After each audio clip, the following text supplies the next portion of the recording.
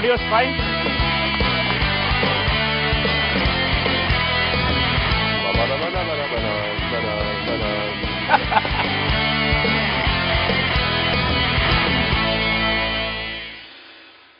Chris Martin, welcome to the show. All right, man. Thanks for having me. Great to see you. Thank you for wearing a suit. Well, I was very told impressed. I needed to be dressed just like you. Yes, well, you did almost perfect. But you know what they say about India? Whatever you hear about India, the opposite is equally true. Really? That's life, right? It is. Yeah. So music's been in the news. Nobel Prize for Literature for Bob Dylan, and he refuses to go to the ceremony. What do you think? Well, I think he already has, knowing Bob Dylan, he probably already has a concert booked. I don't think it's like a big outrageous thing. He's always on tour, right? So I'm sure he didn't do it. I have no idea what I'm talking about. But I know that he's always on tour. But does it make you feel good as a musician, as someone in this business, that music is now in the heart of letters, literature, seen as serious stuff? Well, it's funny, I was thinking about that yesterday. Humans, we love accolades and prizes, but really the thing itself is the reward. And so I loved Bob Dylan before he won the Nobel Prize. You know what I mean? But I'm happy for him because it's great when people get respected and loved. It's a way of showing love, I think, because now the people that make those decisions are people that grew up listening to his music, and so it just reflects that their lives have been improved by his music, like mine has. So let's come back to you for a minute. You started in 1998. It's been a fascinating journey. The interesting bit is not the music you made, but what you made the music do for you and for people. Right. Why that journey? I mean, from Oxfam to singing at Biden's son's funeral. You've always used music to move borders. Why? What's the philosophy? Well, first of all, I don't really believe in borders. I think we're all one family on Earth, and we're very privileged that our music allows us to go to such diverse locations and see such different people and realize that they're all pretty similar. We're all pretty similar. You know, I really love music too. That is at the heart of it, because we make our music to communicate how we're feeling, and we see it echoed back to us. So it just is a way of understanding that we all go through the same emotions and the same crises and triumphs, and that's why I think we're very privileged to see that we're one species. So, early beginnings, growing up, businessman father, music teacher, mother, right. a great-grandfather who suggested daylight savings? My great-great-grandfather. Yeah, I mean, that's fascinating. How many people know about that? Well, now everybody, you just yeah, thanks to this. Told but I'm saying, isn't it is a fascinating life? Yeah. Go to university in London, and how did this whole thing begin? Well, what's funny, Suhel, is that where I came from, nobody really did music. My father, for example, he should probably have been an actor or something, but he just came from a generation where that wouldn't really have been acceptable in the area he came from. And my mother had a lot of children very young, and so she had to stop her musical thing. So when I started, it didn't ever seem like something I would be able to do for my life. But as soon as I started playing music, it just felt like resonating with my soul. So I went to London, as you said, and I met some similar-minded people. And before you know it, here we are 20 years later, talking to you. But you've often talked about the influences on your band, whether it's the Scottish band Travis or U2. What were the contours of that influence on your music? Well, right now I would say we're influenced by everybody and everything, musical and non-musical. Just the whole existence is inspiring. I think the bands you mentioned were inspiring when we were a lot younger, because they just gave a sort of blueprint of possibility. I think, you know, every young cricketer grows up wanting to be like Sachin or Shane or whoever. So I think it's the same with bands. You know, when you're starting, you have to have people that you feel like, oh, we could maybe be that. But the great thing about music now and technology is that you can listen to anything from anywhere at any time. It's really a miracle. So our influences now just come from so many different places. But it's interesting you mentioned that. There are two schools of thought. One which says music and technology are extremely well-appointed bedfellows. And there's another school which says that it robs music of the purities that it had. I mean, you know, you didn't have technology buttressing your music. What are your views? Do you mean economically or just... No, not economically. Right. Economically, we'll keep evolving, I hope. Yeah. No, I think that the more access people have to music and all the things that technology brings, you know, education being a primary one. Just with a cell phone now, you can basically go to school and listen to anything and almost watch anything. I mean, that's a miracle. It's a real, you know, you don't need to travel to the capital to feel like you're connected to the culture. So I'm in the first school. Which means there's no harm if the two combine, as long as it makes it easier for people to listen. I mean, I think so. On a purely artistic level, access is a good thing. Like, you know, anyone now can look at a Van Gogh painting and then listen to Ravi Shankar, and then, you know what I mean? It's all there. I'm glad you mentioned Ravi Shankar. Any Indian influences or any people from India of Indian origin whose music inspires you or you like? Well, of course I like, you know, I've done yoga for a long time, so I like that whole school of music and, you know, Ravi's kind of thing, and Anushka, his daughter. Recently I've been trying to listen to more, you know, Bollywood stuff and A.R. Rahman, and that's been creeping in because we knew we were coming to do this festival. So I'm just trying to soak it in as much as possible.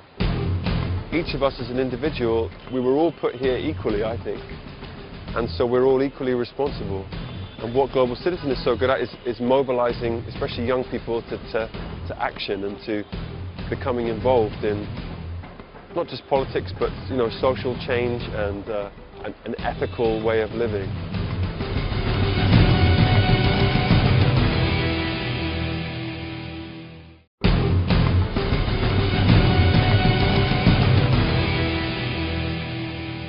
India. This is what, your third visit? Yeah, third visit, yeah, in 18 months. Yeah. Wow, I mean, so you're pretty excited. Repeat customer. Yeah. So what excites you about India and what scares you about India? India makes me feel alive in the strongest possible sense. Here I find a reflection of to me it's like not really a microcosm because it's so gigantic. Yeah. But everything in the wider world is also reflected here, I think. Some of the same troubles and many of the same triumphs. And of course, artistically and culturally, it's so powerful. Well, you know all this. Well, Steve Jobs was a huge influencer of yours, and Steve Jobs came to India before he, you know, for his spiritual reawakening, as it were. Do you have any plans for any spiritual reawakening which isn't captured in bottles? I'm trying to be awake already, but I'm happy to reawaken. But is this your first concert in India? This is our first full Coldplay concert in India, yeah. We've tried before, but it just hasn't worked out, and that was a blessing, it turns out, because now we get to come with this big festival, Global Citizen, and we get to, you know, come with some of our friends and also embrace Indian music and culture. That's always been our dream, to sort of bring our thing into a place, but also respect the local scene. So I just feel very excited and very grateful to be here. Now, what is often said about you, which links back brilliantly to Global Citizen, is your very strong ethical compass. The fact that you haven't sought endorsements, you haven't, you know, advertised for brands, and yet you are here with Global Citizen, which to my mind is a fabulous movement. Right. It's a movement for change. It's a movement to to bring about ethical young leaders. Why global citizen? Well, I think the title is the first thing. Like I said at the beginning, I'm very privileged that I get to move around the world a lot and see how connected we all are, in a way that sometimes it would be easy to forget if you didn't move, if you didn't keep moving. It's easy to blame someone else for everything and create enemies. So Global Citizen really appealed to me because of the name, and then when I started to look into what it was all about, it's about everyone taking responsibility for their planet. You know, it isn't someone else's.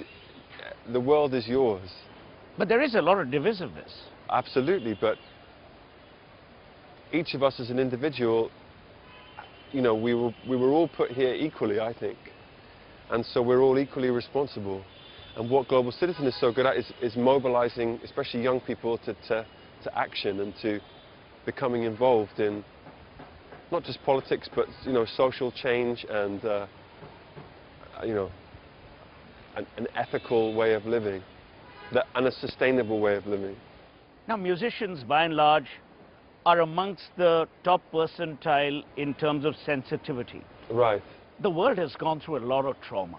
The world, yeah. The world, you know, Yes. whether it's the migration issue, whether it's what we're seeing in America, what we're seeing in Europe, Brexit. I don't want to get into the politics of it. But where do you think and why do you think this is happening? Especially, as you rightly said, in a borderless world. I'll tell you why, I think. I think that the natural human instinct to be fearful comes from a place of worrying about your own position.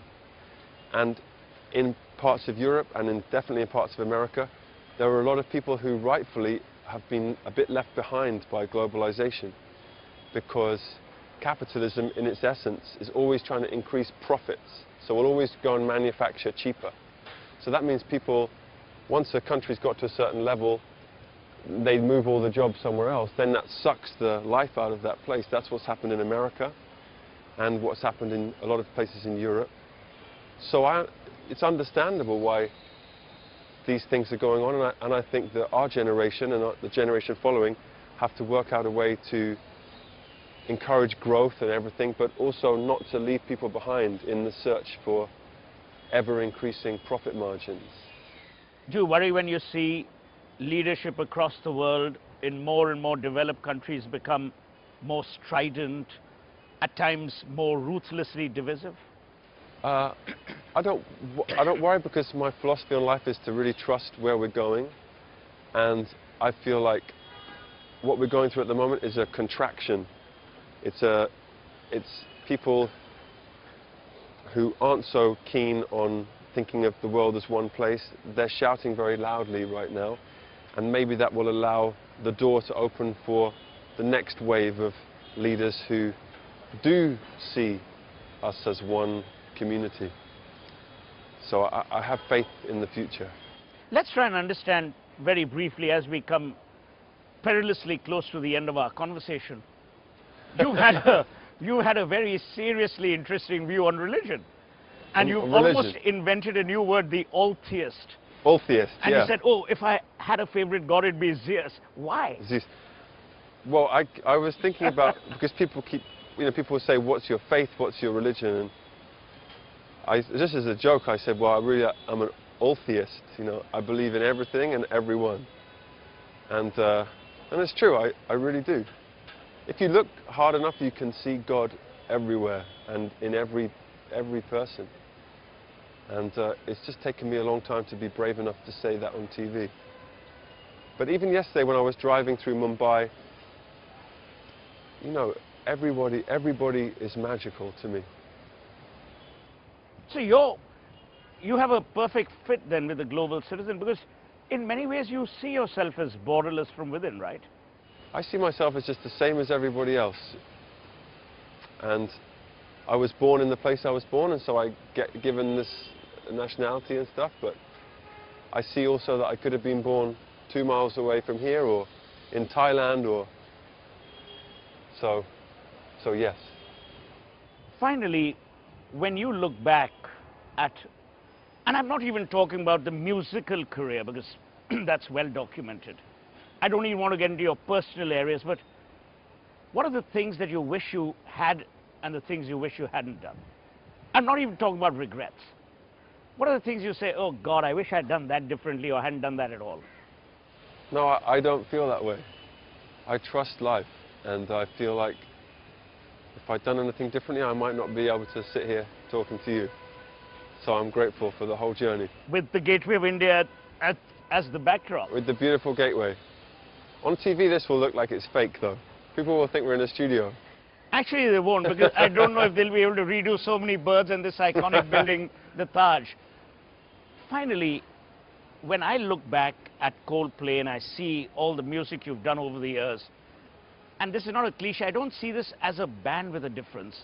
I see this as people or thinkers or believers with a difference. Right. Why? Well, that's very kind of you to say. I don't know why. The great thing about music is everybody has their own opinion and everyone sees you in a different way. And we've been around long enough now to just be cool with whatever anyone says, whether that's good or bad. So when you say something sweet like that, it makes me feel good. But I try not to get too attached to other people's opinions. Otherwise, I'd be depressed a lot of the time. When you look ahead, what do you see? Well, first of all... Not just for the band, for yourself, for the world, for life. I don't know, I'm just grateful to be here. Chris, thank you so much. Thank I you, hope what you have a treat. Brilliant trip. Thank you so much. I'm sorry I didn't praise all your music, but that's Don't all worry about documented. it, man. I don't need it. It's okay. But you're pretty evolved, and we hope your spiritual journey keeps getting reignited. Well, thank you very much, and thank you for letting me sit with such a sartorial, wonderful person. All right. Cool. Thanks, man. Bye. All right.